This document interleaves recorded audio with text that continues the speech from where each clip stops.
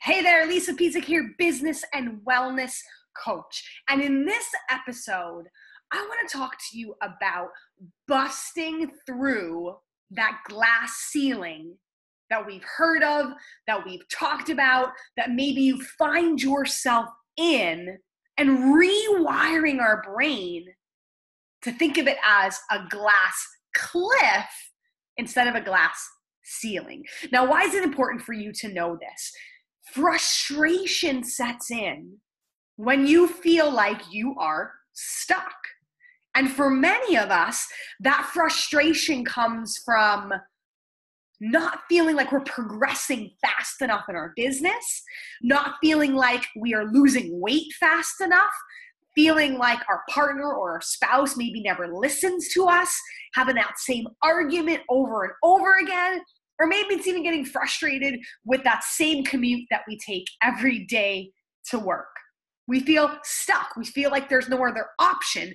We accept that this is the way that it has to be, or we've reached some great success in our life. We're doing better than maybe a lot of our friends. We've got stable incomes, good jobs, a nice home, happy kids, a happy home. We're in good health. But that comfortableness just starts to eat away at us. Because it's a fact that our brain, it's science, that our brain is wired for something new. That's why we take vacations. That's why we try different dishes or food. That's why we do different hobbies from time to time. Because we get sick and tired of being sick and tired and doing the same old stuff over and over again. So there is that next level for you.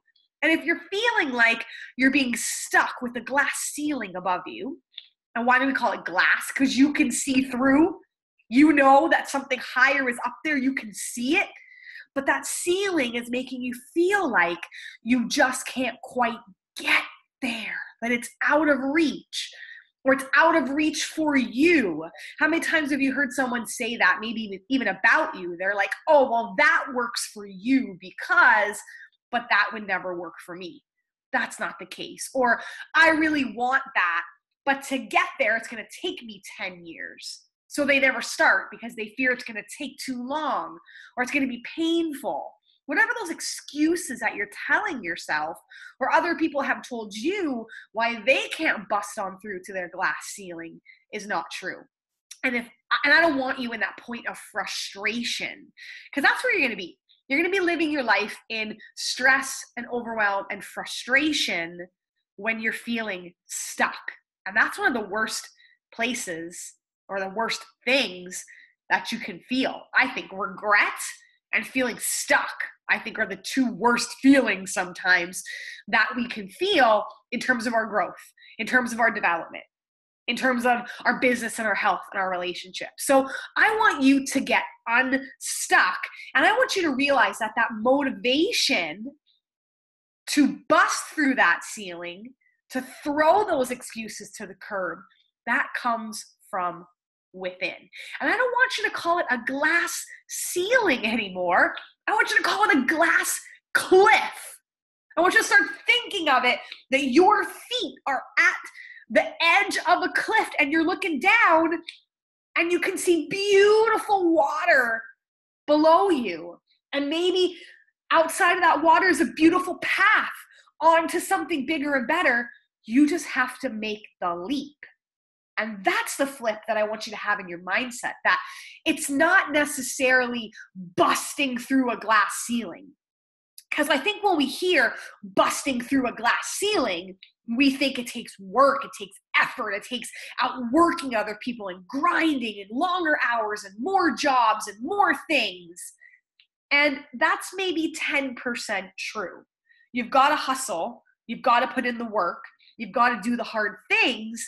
But changing your belief changes your actions, gets you to that next level. And it's being, a little bit risky It's not being afraid to take a risk. And I think we have a bad rap around that word risky, that sometimes we think it's a negative thing. When we think risky, we think people driving 180 miles an hour on the road, being like a race car driver, or, doing just risky behavior that we think is not a positive. And there are negative risky behaviors, and there are positive risky behaviors. And I want you to start taking some positive risky behaviors, because that's going to make you jump off that cliff and start the process again to reach that next level for you. So what does that look like in a tangible sense? Perhaps it means blocking some time so you can finally write that book that you've always wanted to write. Maybe it means finally creating that course and doing a beta launch of it and putting those dates on the calendar of when you're going to create your content, film your content, launch your content, send out those emails. Maybe it's saying on Monday, June 1st, I don't know if June 1st is a Monday, I'm making that up, but on this exact date, this is when I start my next 21-day health and fitness plan.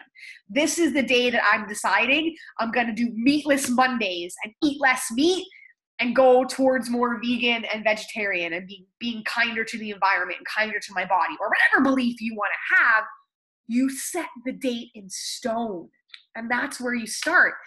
It's risky once you set the plan, because then you got to set boundaries around making that plan happen. You got to protect that risk. You got to protect when you jump off that cliff and you're like, I'm going, baby. You got to protect that, because there's going to be lots of people that want to pull you back. But guess what? Once you jump off the cliff, there is no going back. Think about that if you've ever jumped off a cliff. I've done that when I was a kid. We used to jump in the quarry. We used to jump into the water. There were cliffs. I grew up in northeastern Pennsylvania, where we would hike and we would swim and we would cliff dive and we would cliff jump. And I would practically shit my pants when I would, climb up there and think, oh my God, like I can't actually jump. But guess what? Once you've climbed up there, it's actually more unsafe to try to climb your way down than it is to jump. So if you can think about that mentality where Tony Robbins calls it, you burn the boats behind you, you climb up the cliff, there's only, the only way out is to jump, is to go, is down. So again, I'm not telling you to do something risky in terms of quitting your full-time job because you love your side hustle, because maybe financially it isn't just the right time for you. But if you know you're ready and you know you can swing it and you know you can do it and you've got opportunities that you know you can go after, then maybe it's time to make that jump. Maybe it's time to write that book. Maybe it's time to start that health and fitness plan. Maybe it's time to make that phone call. Maybe it's time to walk away from that relationship that's no longer serving you. Jump over the cliff.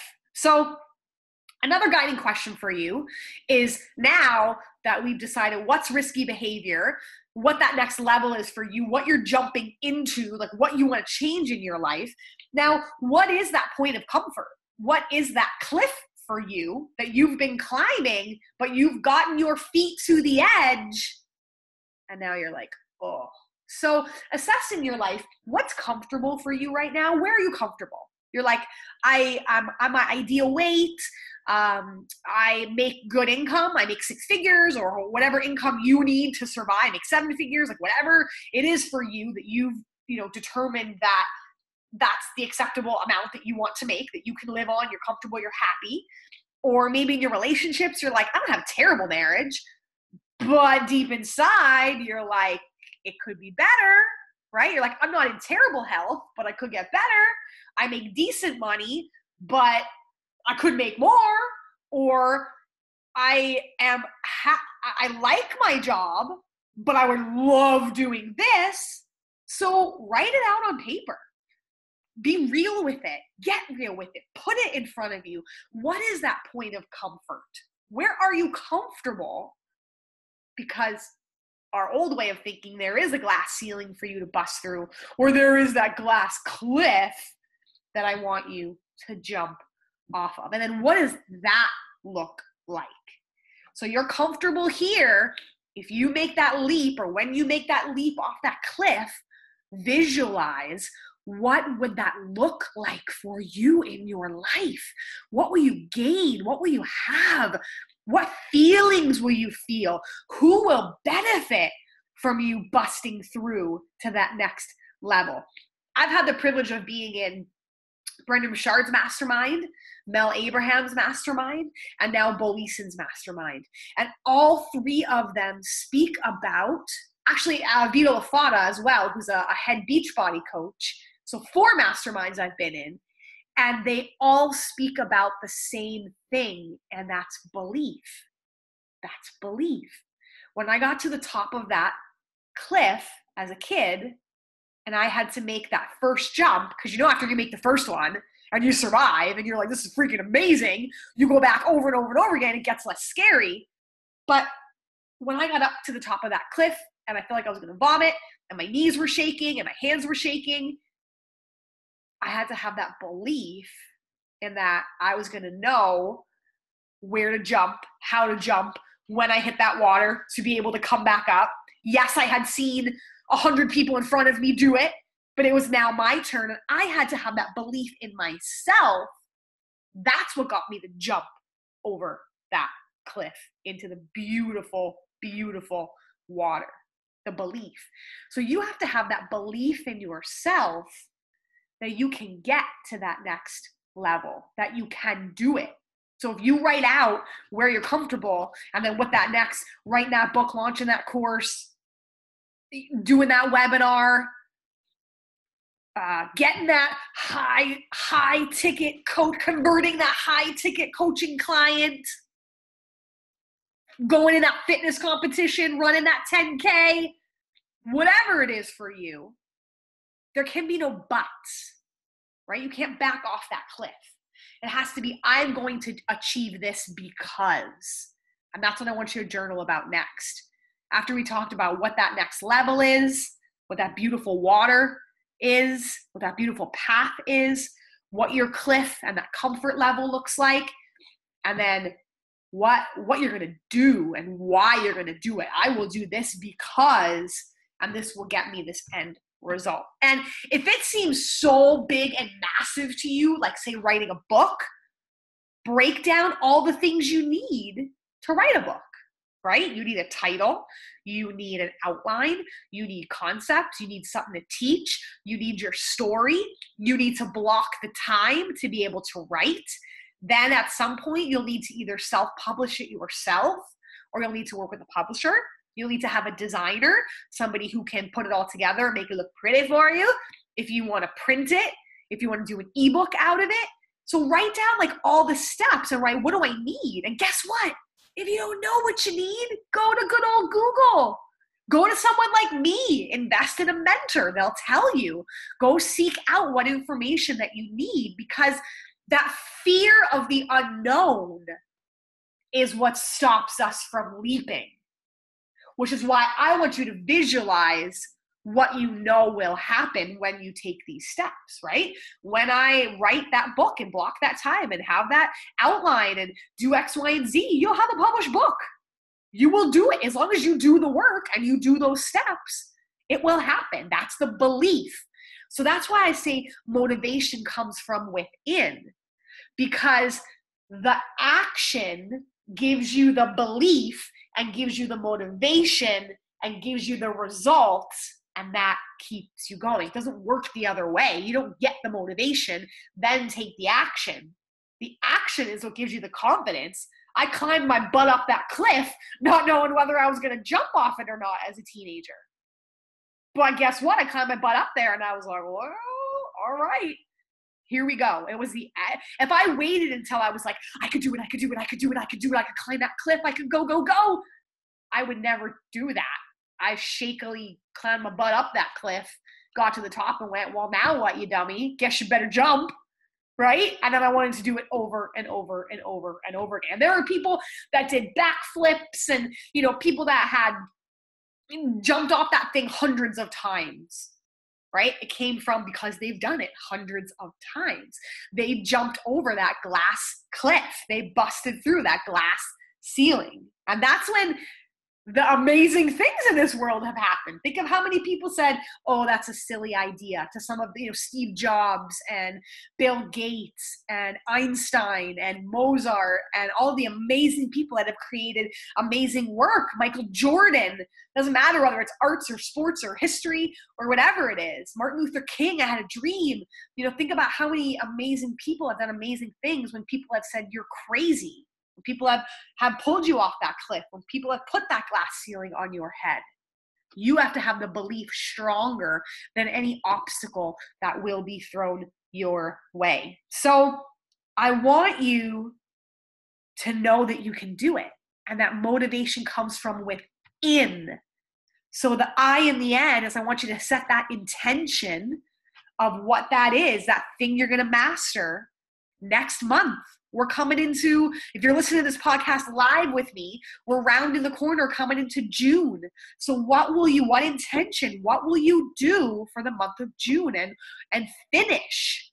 Or if maybe it's not finishing, if there's, like I said, writing your book and there's, 15 steps, what are you going to finish step 1 and 2? Like, what you going to finish? Where are you going to get? Set that intention, right?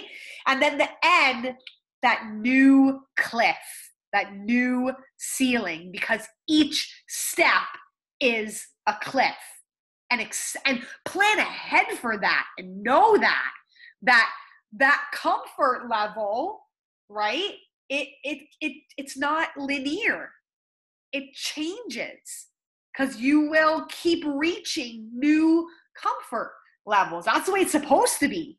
Remember, our brain wants growth, and I want you to have that growth, because how many times have we heard in music, in sports, in inventions, when people are a one-hit wonder? When someone is a one-hit wonder, they're not in it for the long haul. They're the people that make $1 million and then they're bankrupt a couple of years later because they got comfortable. They got comfortable with one product. They got comfortable with one song and one album and one hit. They got comfortable with this tiny client list. And they never onboarded new clients, new people. They got comfortable with their tiny team. And I'm not saying that you must grow and have this massive team and massive list, but I'm saying that there needs to be some sort of growth in your own personal life and in your business. So this podcast is all about pushing you gently over that cliff with my words, because I would never push you over the cliff. Never. But I want to nudge you closer to that edge and give you that belief that you can jump and that it will be fine. It will be better than fine. You will live a life grander than you've ever imagined when you start taking positive, quote unquote, risky behavior. Risky meaning everyone's going to tell you it's not possible, you can't do it, it's a dumb idea. You're going to say, no, I believe in myself. I'm making the leap. I'm burning the boats behind me, and off I go. Set that intention, map out what those cliffs are going to be, and get that belief to jump the hell over it. If you need help, my husband is a marketing and branding and digital specialist. I am a business wellness coach, copy, content, video. We have the complete package that takes you from creation to technology to launching it. We would love to help you. I know what helped me jump over those cliffs were mentors that said, you can do it and you will do it. And that's what my husband Eric and I are here to do, to say, it is possible. We can do it. Let's do it together. So right now we have a coaching package where you get 5 calls for the price of 4. Go to www.lisapezik.com, Freedom Life Coaching. You'll see it on there. Freedom Life equals jumping lots of cliffs, equals impact, influence, and income. And I want that for you. So if Eric and I can be of value to you, we're like a one-stop shop for coaching. grew multiple six-figure businesses from our kitchen table, from our home, while our little guy napped when he was a newborn to now he's in school 9 to 3, and those are our working hours. Would be happy to serve you to live a freedom life like we do. All right, guys, see you on the next episode.